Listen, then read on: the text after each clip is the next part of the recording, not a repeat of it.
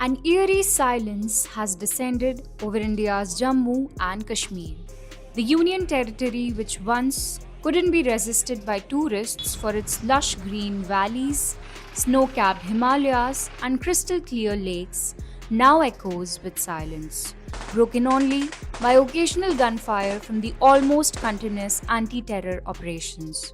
Jammu Kashmir's bustling markets shuttered, hotels emptied, charm buried deep. The clock has been turned back. Terror has put India on alert. From targeted murders to messages for Modi, the terrorist behind the 22nd April horrors gave away the intentions of their bosses sitting in Pakistan. Never let Jammu Kashmir leave its bloody past behind. In the tensions that follow, an ambitious plan by Jammu Kashmir's new civilian government, led by CM Omar Abdullah, has been one of the biggest financial casualties.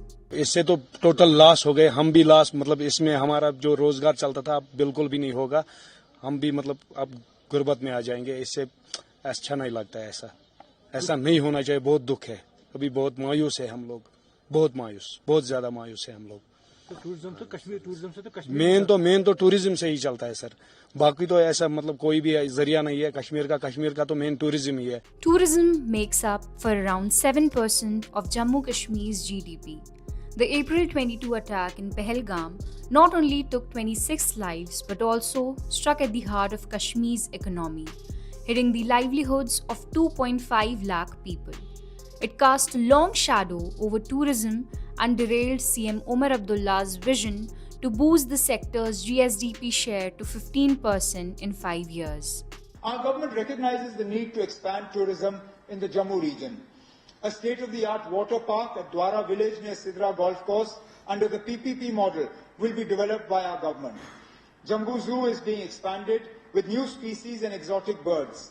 Basoli is emerging as an adventure tourism hub, while a vertical lift will soon connect Pirkhu to the historic Mubarak Mandi complex. Financial year 26, the Jammu Kashmir government aimed to boost tourism spending to Rs 390.2 crore, a jump of around 121.8 crore more than the previous fiscal's revised estimate.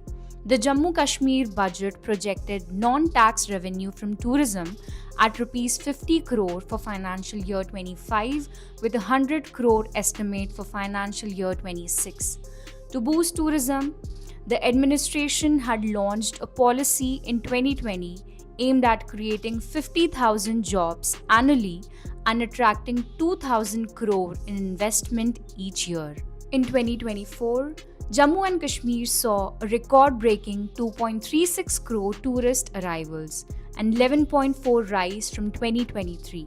Of these, nearly 35 lakh tourists visited the Kashmir Valley, marking a 10.9 surge from the previous year. According to the Kashmir Hotel Association, nearly 80% of bookings have been cancelled after the Pahalgam terror attack. Flight cancellations have touched nearly 90%. The Dal Lake, once buzzing with life, now stands deserted. Shikaras that were in high demand just days ago now sit idle.